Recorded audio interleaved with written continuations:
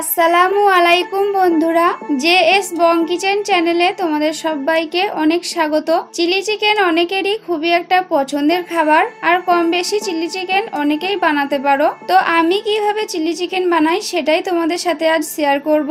আবার অনেকেই আছো চিকেন খায় না বা চিকেন পছন্দ করে না, তারা চিলি পটেটো খেয়ে একবার দেখতে পারো, টেস্টটা অনেকটাই চিলি চিকেনের মতোই। চাইলে আমার চ্যানেলে গিয়ে দেখে নিতে পারো। তো আজকের রেসিপি শুরু করা যাক।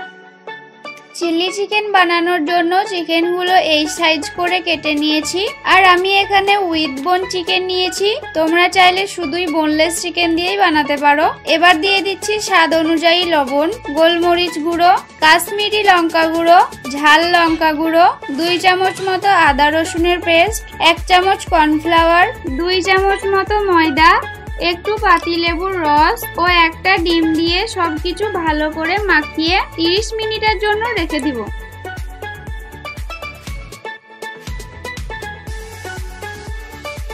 এইদিকে একটা সসের মিশ্রণ বানিয়ে নেব। তার জন্য নিয়ে নিচ্ছি সয়া সস, টমেটো সস, কিছুটা পরিমাণে পানি ও 2 চামচ চালের গুঁড়ো দিয়ে সবকিছু ভালো করে মিশিয়ে নিচ্ছি।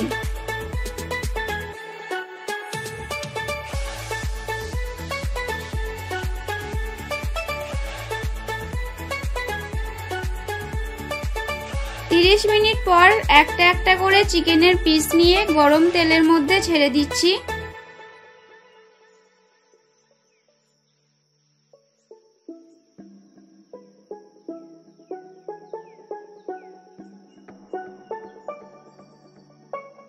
এই সাইডটা হয়ে গেছে, এবার চিকেনগুলো একটু উল্টে নিচ্ছি।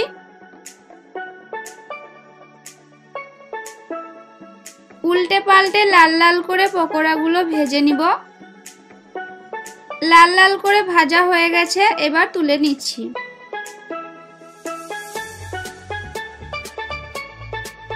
এইভাবে সব পকোড়াগুলো ভেজে নেব।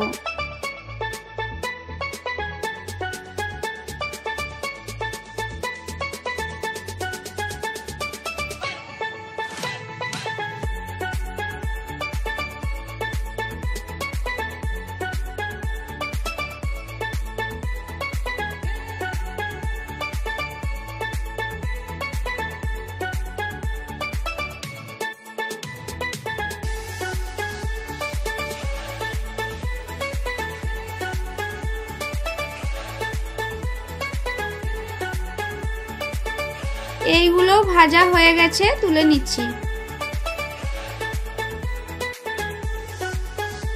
এবার কড়াইয়ে কিছুটা সাদা তেল নিয়ে নিয়েছি, দিয়ে দিচ্ছি একটা কুচনো পেঁয়াজ ও রসুন কুচি।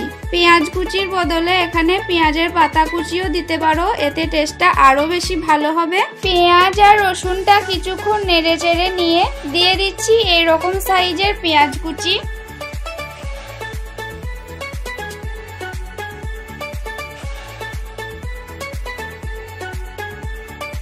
দিয়ে দিচ্ছি সামান্য গোলমরিচ গুঁড়ো ও গরম মশলা দিয়ে আবারও কিছুক্ষণ নেড়ে নিচ্ছি।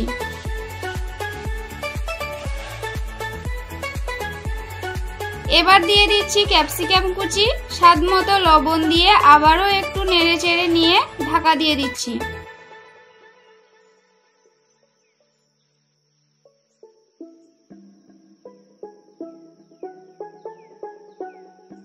দেখতে পাচ্ছ পেঁয়াজ আর ক্যাপসিকাম গুলো একটু নরম হয়ে গেছে। এবার সসের মিশ্রণ ও বাটি ধোয়া পানিটা দিয়ে আবারও কিছুক্ষণ নাড়াচাড়া করে নিচ্ছি।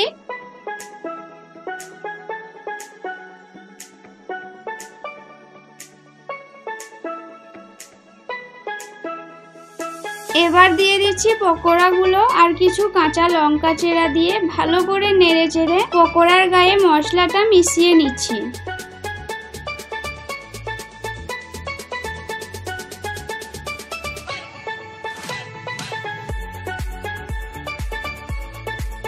আর আমি এখানে কোনো রকম ফুড কালারের ব্যবহার করিনি, তার কারণ আমি বেশি গ্রেভি করিনি। দেখতেই পাচ্ছ একদম টাইট টাইট রেখেছি, তাই ফুড কালারের দরকার হয়নি। তোমরা যদি গ্রেভি করো তাহলে ফুড কালার বা কাশ্মীরি লঙ্কা গুঁড়ো দিতে পারো।